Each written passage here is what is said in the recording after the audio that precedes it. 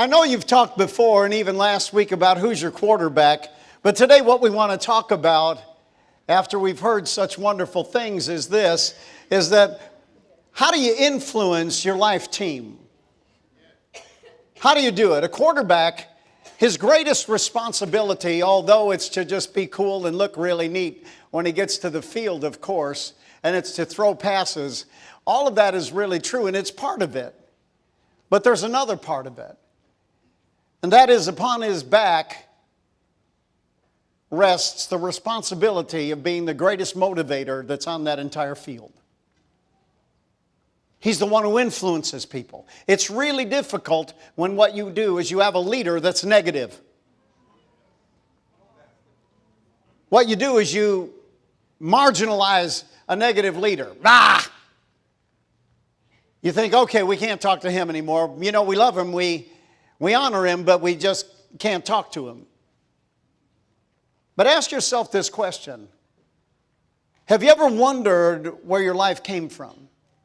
Think about it. Why you are the way that you are.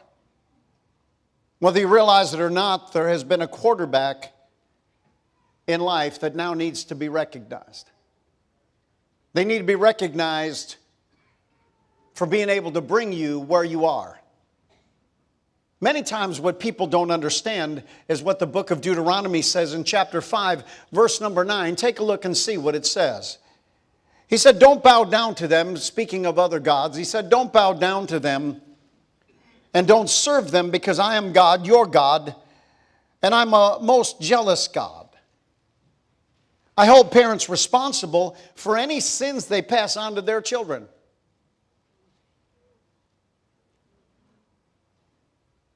I hold parents responsible for the sins that they pass on to their children, to the third and yes, even the fourth generation. But I am lovingly loyal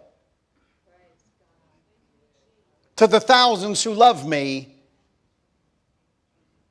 and keep my commandments. So what was the Hall of Famers' instructions long before any of us were ever born? See, the Hall of Famers had instructions. And most of the time you actually get instructions long before you ever need to be instructed. One of the things people don't understand about Hall of Famers is that they've actually made a choice to do good, not even knowing what the results would be. The results began to come. Like it was with Caleb. Here he was. He was a running back. He liked to hit people on defense. But then what happened was that the day that the quarterback got injured was the day that the position opened up for him to be able to develop into being a team leader.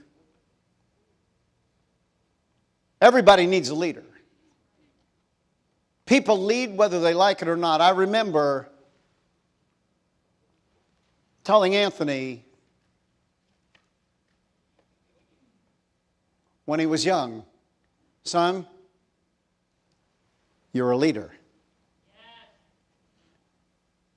I don't want to lead. Which teenager does? Just the bossy ones.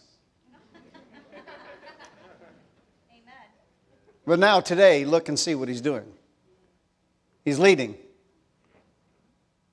Because you're a leader. You see, you Hall of Famers need to understand that you're leading. So let me tell you what your requirements were in your leading. In Deuteronomy chapter 6, beginning with verse 1, the Bible tells us something interesting. He said, this is the commandment, the rules and regulations that God, your God, commanded me to teach you to live out in the land you're about to cross into possess. This is so that you'll live in deep reverence before God, lifelong, observing all His rules and regulations that I'm commanding you, and you and your children and your grandchildren living good and long lives. Listen obediently. Do what you're told so that you'll have a good life. A life of abundance and bounty, just as God promised in a land abounding with milk and honey. Write these commandments that I've given you today on your hearts. Write those plays inside. Get them inside you. And this is the instruction. And then get them inside your children. Talk about them wherever you are, sitting at home or walking in the street. Talk about them from the time that you get up in the morning until you fall into bed at night. In honor of Grandparents' Day or Hall of Famers' Day, I want to give you some things that a Hall of Famer does not do when they become a grandparent. You see, a lot of times what happens is we may know what to do, but we may not know what not to do. So I want to show you, no matter how great a preparation that you make, how it is that the smallest mistake in life can actually cost you your relationship with those whom you love. You see, Hall of Famers may be the most influential figures in any child's life. And none of us ever want to set a bad example. To ensure that your grandchildren, the happiest family, you need to provide for them the happiest family environment that's imaginable. In that, there are a few steps to take as a grandma or a grandfather. And these steps actually include from inciting a sugar-fueled chaos to behaving manipulatively toward their parents. And so here are some things that grandparents or Hall of Famers should never do. They should never do. Number one, Hall of Famer, don't ignore social media etiquette. I'll tell you what, I understand, because my Hall of Famer girl,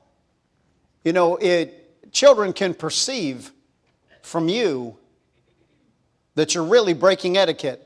One of the things about breaking etiquette, your grandkids, they love you and they think that that's absolutely, that you may be the coolest grandma on the face of the earth. But at the same time, if what you do is that you post an inappropriate picture of one of your grandkids, you actually post that picture when them having a pie on their face to a 15-year-old, all of a sudden they think that, Grandma, all my friends saw it now. And they start thinking that you've done the wrong thing because of that. Another thing is don't ask your grandchildren's friends to be your friend on Facebook.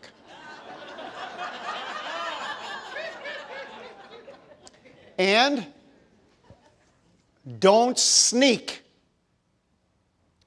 Don't creep your kids on Facebook. Say, well, now, how could you actually do that? What it is that you sign in with some type of alias. And what you do is that you get your grandchild to become friends with you somehow, and then you get into their network, because what you want to do is you want to start checking on what they're doing. Your faith will leak out your eyes. Prayer for them is the thing that'll work, not you kind of trying to check up on them. Because think about it, Hall of Famers, you'll never be able to get around what other people do. Yeah, but I thought that they were just pure as the driven snow. That's where you made your first mistake. The snow where they live is dirty. So at least their feet get a little bit of crustiness on it. Because, you see, if you Facebook creep your kids, then what it is, in order to remain in a relationship with them, you begin to compromise everything you believe. Instead of upholding your standards and walking that Hall of Fame attitude out, like Tom had mentioned. It's not the way you acted on the field. It's the way you acted off the field that really makes a Hall of Famer. So if you don't creep them on Facebook, if you don't try to check up on them, on your kids or your grandkids, if you don't try to check up on them, then what it is that you're going to find what you need to find, because there's nothing hidden that won't be revealed. Neither is there anything kept secret, but that it should come abroad. If any man has ears to hear, don't let him creep their kids on Facebook. So that's it. So that's the first thing is that understand that you don't ignore social media etiquette. The second thing you don't do as a Hall of Famer is do not suggest baby names to your kids. Don't suggest baby names. Well, don't you think this is a good name? Then they have to say no. Or they have to actually ignore that you talked about the baby names. Now, what you need to do is pray that your kids don't come up with a name like a river runs through it. That's what you need to pray, that they're going to have names that are okay. They're not, made from a smallest pebble in the Sahara Desert, that is named something that no one can actually pronounce it. They just can't pronounce it. And so just pray that God will give the kids a name that they can be proud of, instead of one that they don't like until they found out when they're 60 years old that no one in their entire life ever had that name. That's the second thing that a Hall of Famer doesn't do. He doesn't suggest baby names. The third thing that a Hall of Famer doesn't do is that they don't buy major gifts for their grandkids without talking to the parents first.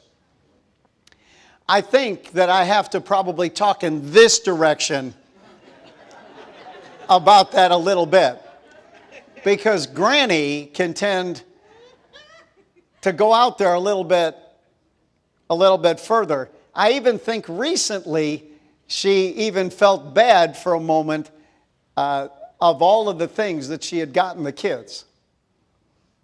Just for a moment, she got over it. But really, talk to parents, because parents need to have the right to be able to do things for their children just as well. Now, they can't do what you can do. You have more cash available than they do, especially when you're raising a family. Sure, they can't do that, and don't embarrass them by it either.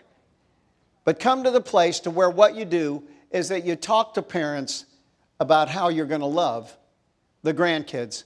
That's the third thing that the Hall of Famer doesn't do. The fourth thing of a Hall of Famer's credo is do not expect to be present in the delivery room.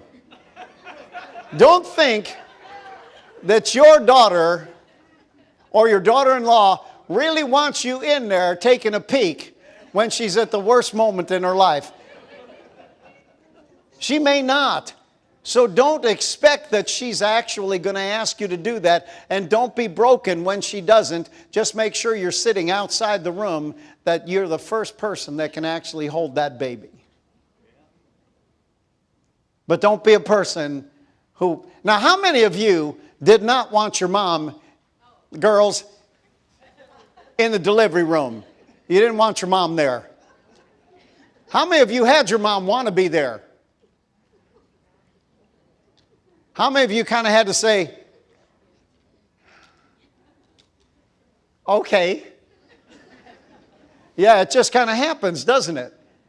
But really, as a Hall of Famer, if you want to make sure that you get straight A's, the thing that you do is that you make sure you don't really expect something that you shouldn't be expecting, especially going into the delivery room. Number 5, the fifth pillar of a Hall of Famer is this: don't leave your grandchildren's parents, or your grandchildren's parents, which would be your kids.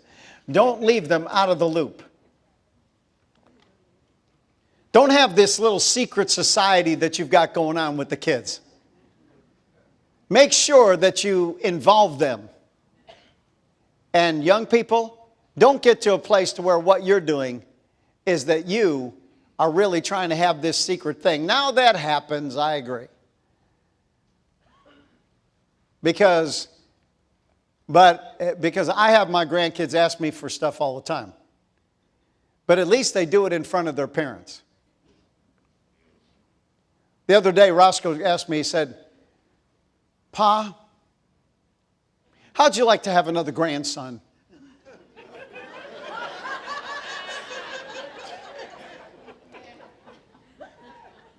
I said, Roscoe, that would be great. I said, is Mommy going to have another baby? He said, oh, no. He said, Legos has something right now that actually moves kind of like by an app, and we'll just kind of name him anything that you want to name him. He said, but could you give me the money for that?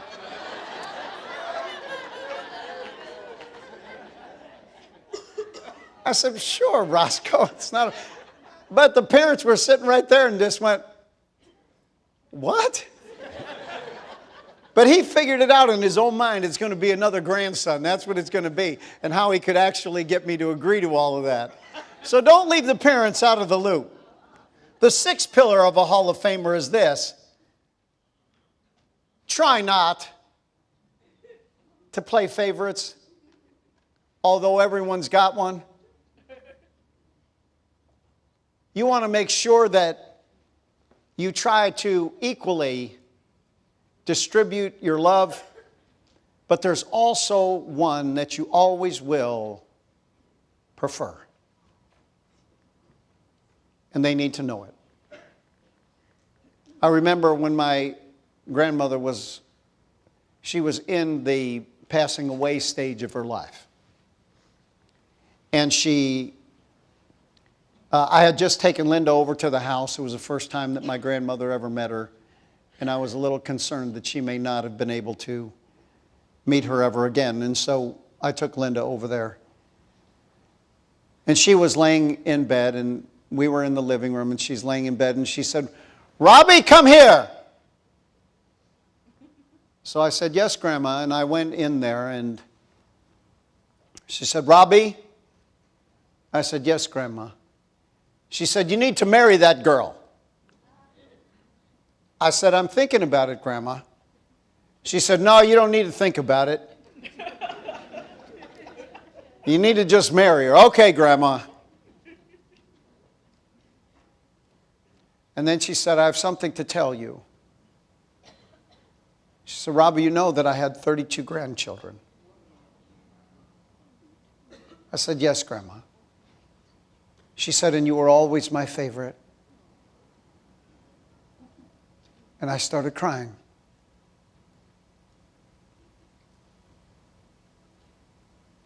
Because she never told me while she was alive.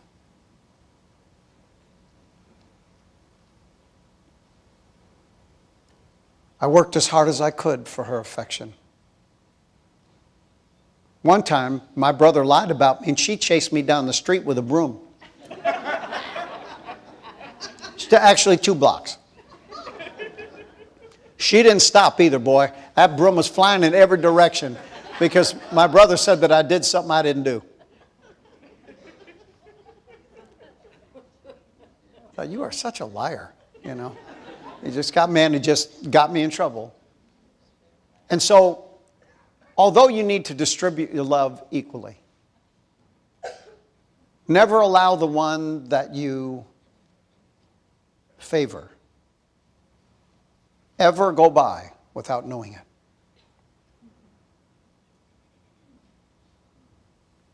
Because they want that relationship with you as much as you want to have it with them. Somebody needs to know that you favor them. It's like loving someone all your life and never being able to tell them. So make sure that although that you keep your love heightened in every direction, yet you're able to have that one-on-one understanding with one of them, that you favor them. The other day we were at Target. And while we were in Target, of course, whenever we kind of go like toward a Target or a Walmart or something else like that, that's Linda's cue to be able to get something for the grandkids. So now Linda she is an equal opportunity lover. And so box size is really important.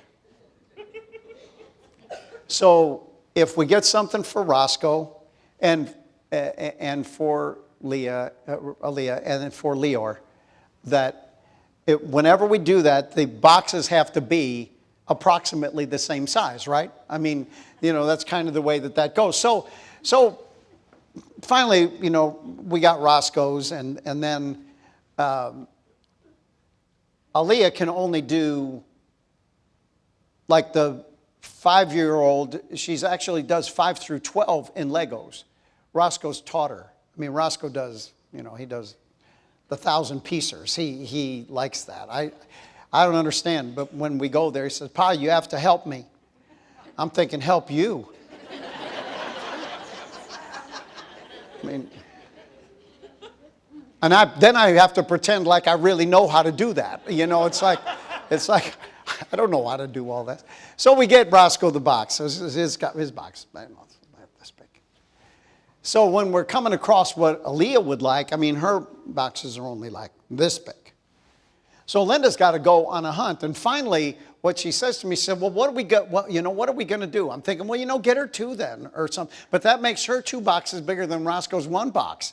And so then you're going to, you run into this whole kind of thing. And what I said was, finally, I said, "Roscoe's the firstborn, he gets double portion."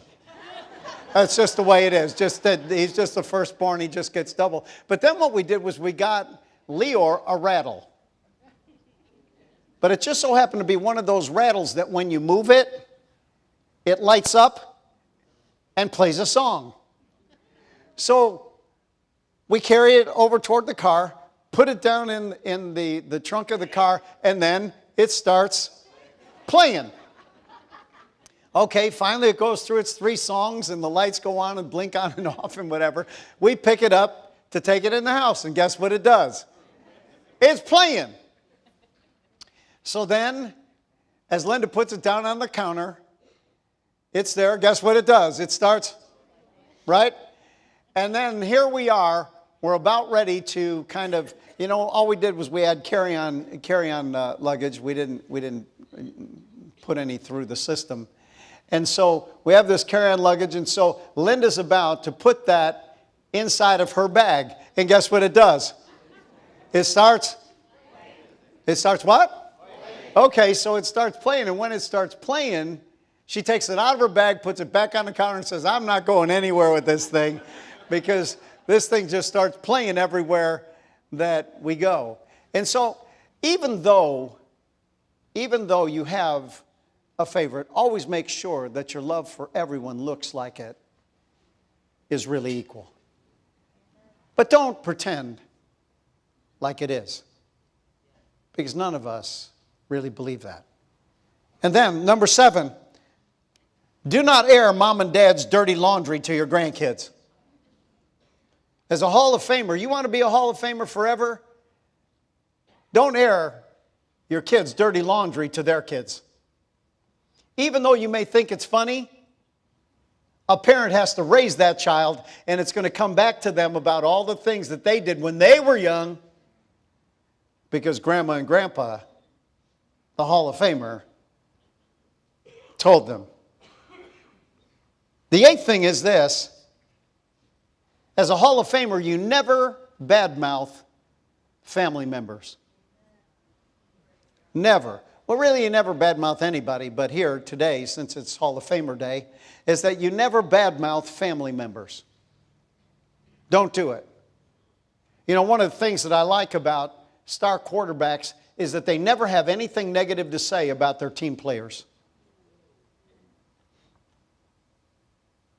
You see, you praise publicly and you correct privately. Everyone say, praise, publicly, and correct privately. That's really, really true. Don't badmouth family members as a Hall of Famer. Number 9, is do not secretly break the rules, Hall of Famer, because that's when you become the child. If you break the rules. Don't break the rules, because you want to remain a Hall of Famer in the hearts of everyone there. Number 10, as a Hall of Famer, you don't expect your kids to parent the same way you did. They're going to parent your children differently than you've parented them. They really will. Don't correct them over it.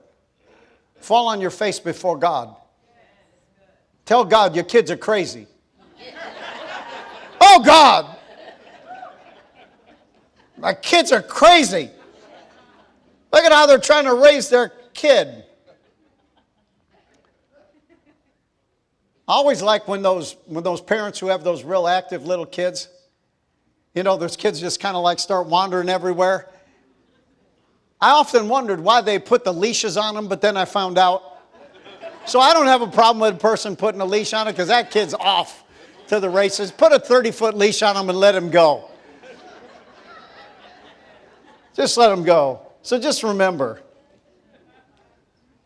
the way that we had the privilege of parenting in the past is not the way that people have the privilege of parenting in the future.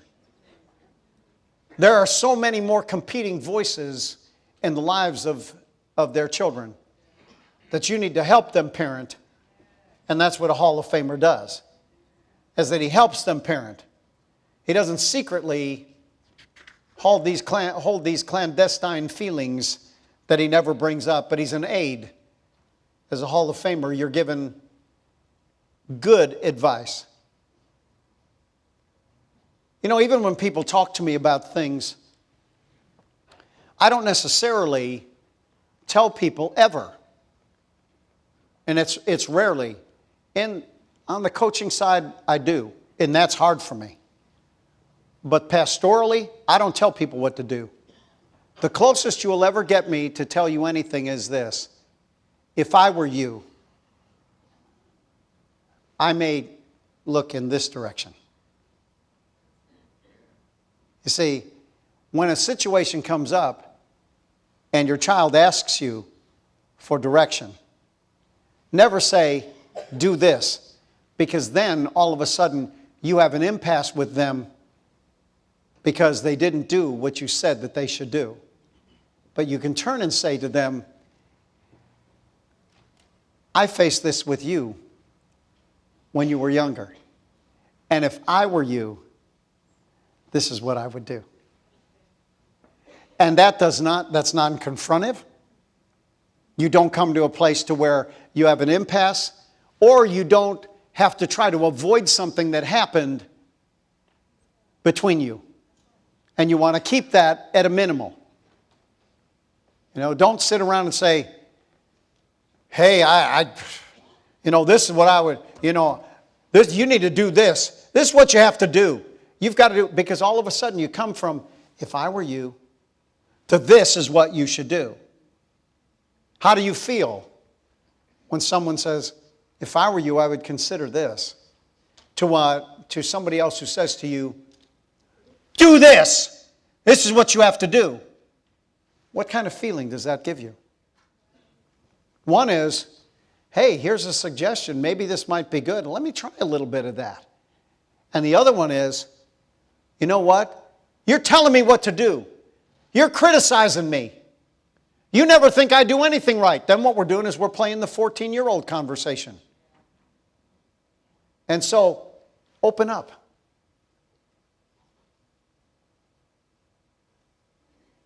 Tell them when you're asked, not if you're not, but tell them when you're asked.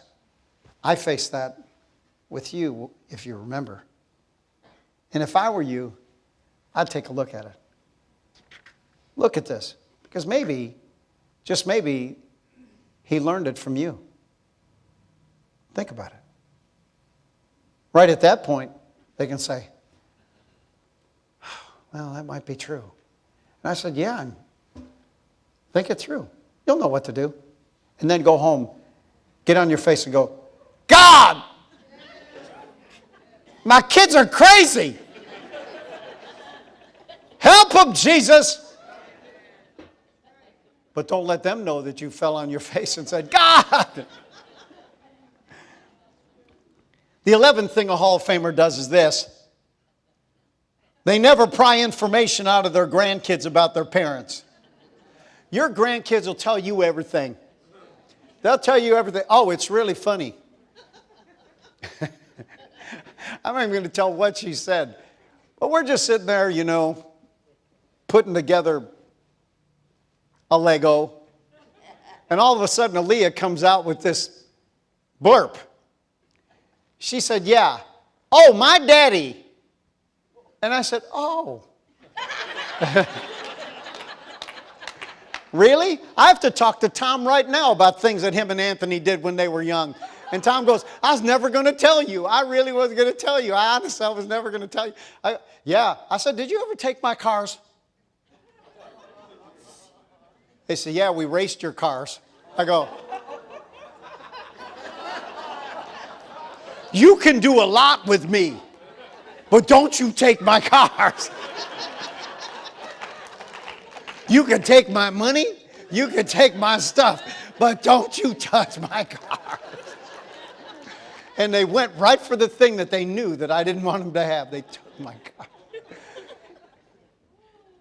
That's amazing. So don't pry information out of your grandkids. You're going to get more than you bargained for. You won't even know what to do with the information that you get. You'll be thinking, oh God, my kids are crazy. What am I going to do? Number 12. I just have a few more.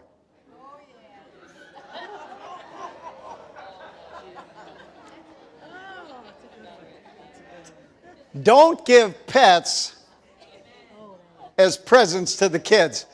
Now, the reason why that happened was, that I thought of that, was because of my illustrious in-laws. My parents gave Linda and I a dog for Christmas. A German Shepherd dog.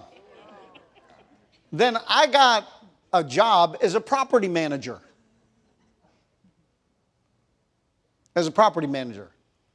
And I couldn't have a pet.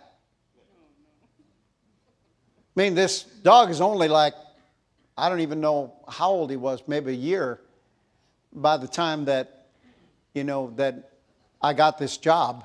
But Linda and I lived in this house in New Lenox. And when we lived in this house in New Lenox, it was a new home and the basement wasn't finished yet. And we rented this. My uncle owned it. And it had open, you know, open walls, and they've got the insulation in there and stuff, and got all this stuff. Well, Linda was a school teacher, and I at the time was a meat cutter when we first got married. And so the dog had to stay downstairs. He ate all the insulation out of the basement walls. I'm thinking, ow. Ow. So what we did was we called Lynn's mom and dad when we moved and asked them if they could watch Moosey. His name was Moosey. He was a moose. This dog was a moose. He was. So we asked them if they could watch Moosey for a little while. For a week, I said? What a liar. Yeah, I was such a liar. For a week. And how long did you keep him? 12 years. 12 years. You don't give pets as presents.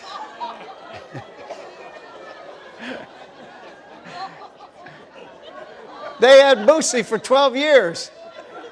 But he wasn't eating the insulation anymore. Yeah. Number 13. I just have 15. I had 25 last time. Here's one. Do not demand holiday visits. Linda taught me this.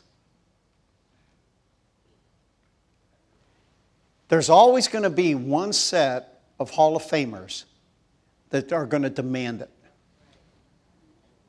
Always. We have Christmas together.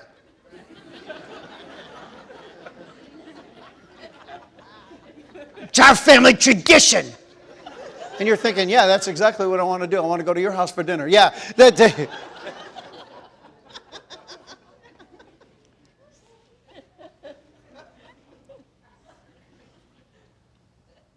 But instead of getting into that argument, you love them more than you love me. They might. But you don't want them to say it. You don't want them bringing that up. I mean, they just might love somebody more than you. But isn't that true? So don't demand them, because this is what Linda taught me. She taught me that be grateful for the time that you have. Always be the person that's flexible. And you'll always be the person that's invited. You see, other people that are tough to relate to, they have to have a time. Tell me what time it is. But if you're flexible, anytime's good for you. Just to be able, my thing is this, it isn't about Christmas. It's about them. Wouldn't you rather have somebody make it about you and let them handle the piece of works that they got to deal with all the time? Yeah, but my kids won't want to spend any time with me. Well, I can't tell you why. That's something you have to discover on your own. Number 14. Do not demean your grandchildren's authority figures. When they come home with a D on their report card, you don't say, that teacher's stupid. Rules are made to be broken. That boss, he doesn't see how good you are. There's something wrong with him, probably. I was looking him up on the internet.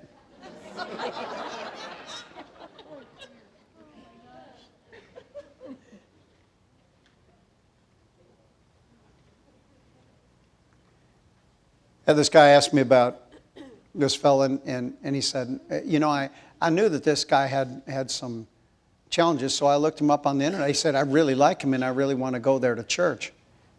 I said, oh, he's a nice guy. I mean, he moved from here to here, and he's doing this and this. I said, and he's a great Bible teacher. He's really wonderful. I said, but, you know, this is what you're going to find. And you know what this guy told me? He's barely a Christian. He says, you know, people always write things about other people on the internet. He said, you don't even have to make sure that it's true. I said, then you know everything you need to know now. Because don't believe what you read. The internet is like a Wikipedia. Do you understand what Wikipedia is? Yeah. Wikipedia is an opinion. It's not factual. It's an opinion. And if somebody else wants to change what the facts are, they can do it. Oh, I saw that on Wikipedia. Well, I'm not 30 years old. I can tell you that. I'm 31. See? And then lastly, number 15. Love them.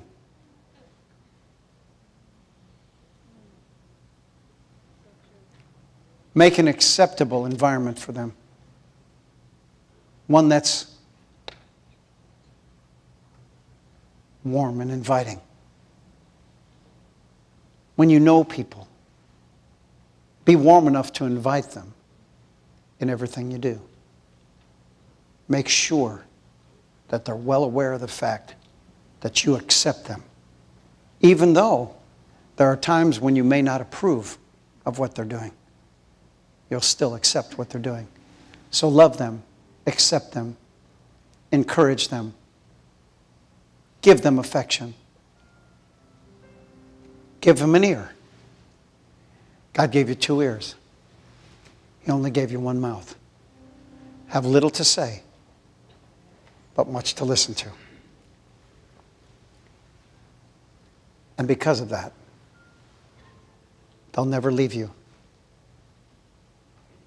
They'll always want to be with you. As a Hall of Famer, you just keep it up. You keep your standards up. Keep your thoughts up. You never allow yourself to go down in the gutter. Sometimes you may feel like you need to, but don't. Just keep your standards way, way up. If you're a Hall of Famer or a grandparent, because sometimes we're Hall of Famers in the making, would you stand to your feet, because I want to pray for you.